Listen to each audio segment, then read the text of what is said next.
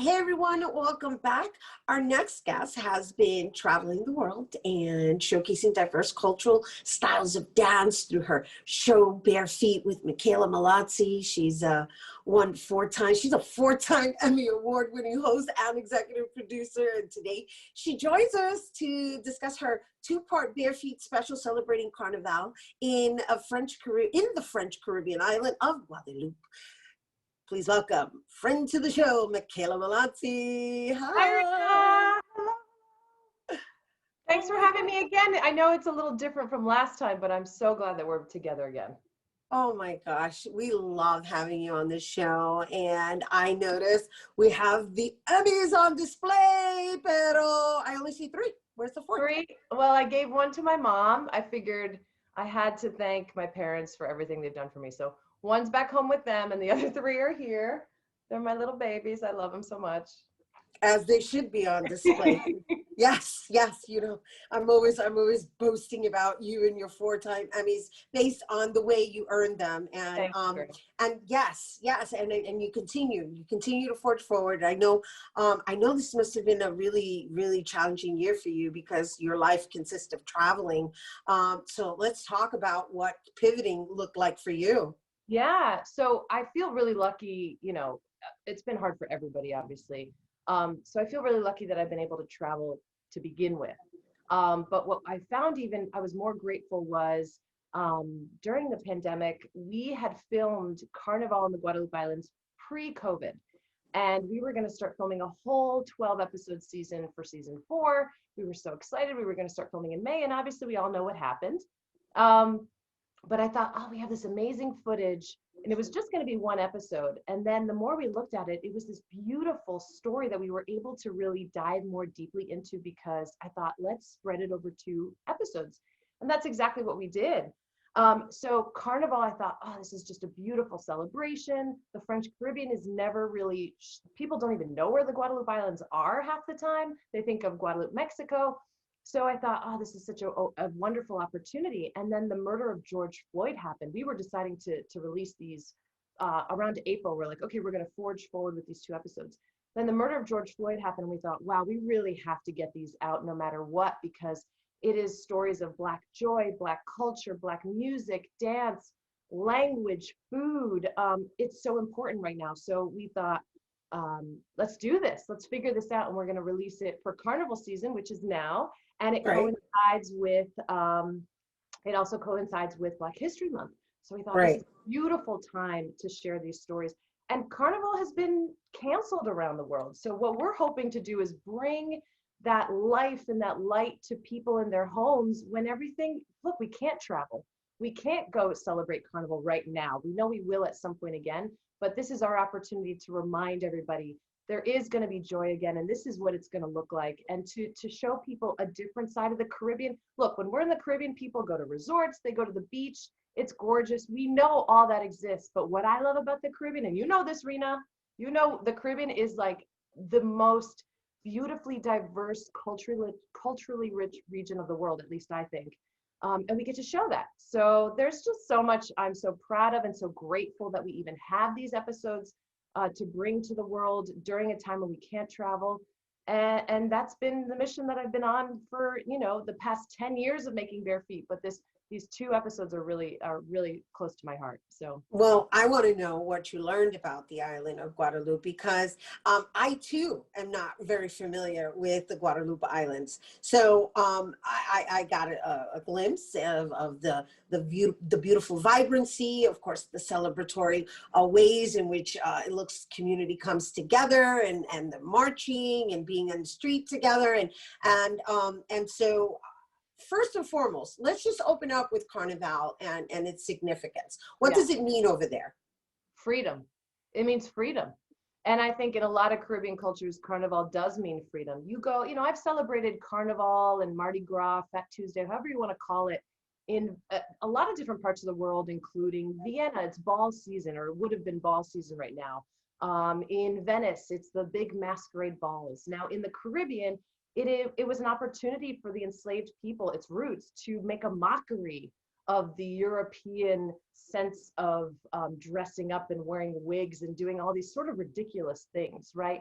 But what's beautiful about it, it is an opportunity to celebrate freedom, freedom of their culture, freedom of, again, their music. And what the groups that we met, there are these cultural activist groups that really fought hard for generations, and most recently from the 90s on, to use those rhythms and go into the streets and be able to voice their rhythms and music and dance and language, the Creole language. And it really spawned from the rhythms that were brought out during Carnival. So that's always been super powerful for me, especially in the Guadeloupe Islands. It's about freedom. It's about pride. It's about cultural identity. Another thing that I got to learn, and you'll love this too, Rhina, because I know you do bomba. I love doing bomba. I know. I saw the drums. I saw the drums. Oh I'm my waiting for gosh. you. I know. It's amazing, but there's a form of dance called guoca, which is really similar to bomba in the sense that the drummer and the dancer have this conversation, and the dancer is leading the conversation. Sound familiar, right? It's very Right, much like like bomba. bomba, very much like bomba. Obviously, has its African roots. But the thing that's pretty unique about guoca is they have 7 specific rhythms that convey 7 different emotions.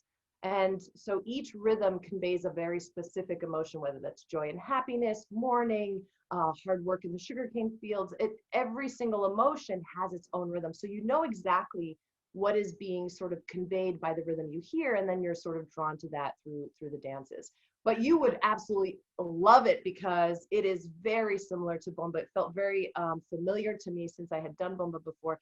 Still very new though, and it was just this wonderful school. We went to a place called Académie du Ca, where it's a family-run dance school where they have drumming classes for guoca drumming, but also dance classes for guoca dance. And guoca is considered an intangible heritage by UNESCO. So it is really the cultural identity of the Guadeloupe Islands is guoca. It's amazing.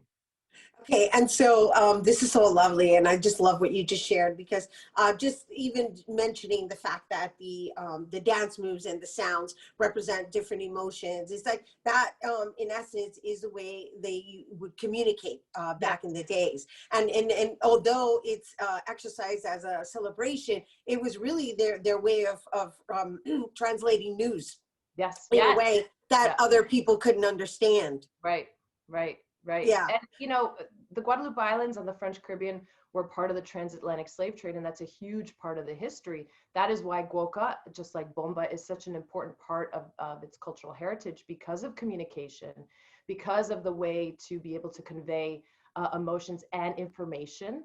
And it's really persevered and has been thriving. And like I said, now Creole is an official language in the Guadeloupe Islands.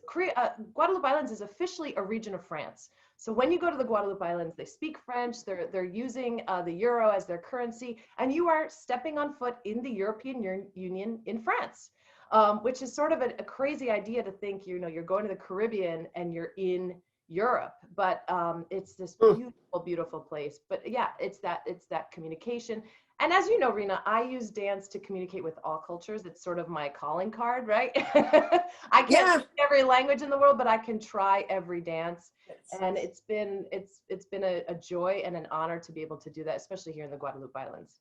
Oh my gosh, I'm so happy. I'm happy that at least, even though you weren't able to physically travel, you can at least provide some sense of travel through this capture that you're going to be sharing with everyone about the Guadeloupe Islands. Yeah. And last thing, during the pandemic, I had this strong feeling of how can we still stay connected with the world through dance while we can't travel? And we have the power of social media, the power of technology. Look, you and I are on this interview right now. So every week, every Tuesday, since April of 2020, since the pandemic hit, I've been hosting a Bare Feet Live series where I bring my friends who are dancers and musicians from around the world, and we do a dance class with them. So every week you can be transported to another place in the world with me live on our Facebook and on our YouTube channels.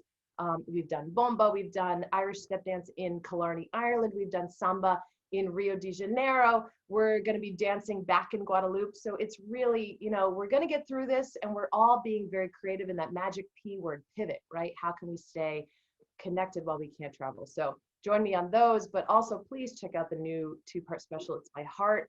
And I'm so proud of them, and I really hope I did justice for the people of the Guadeloupe Islands.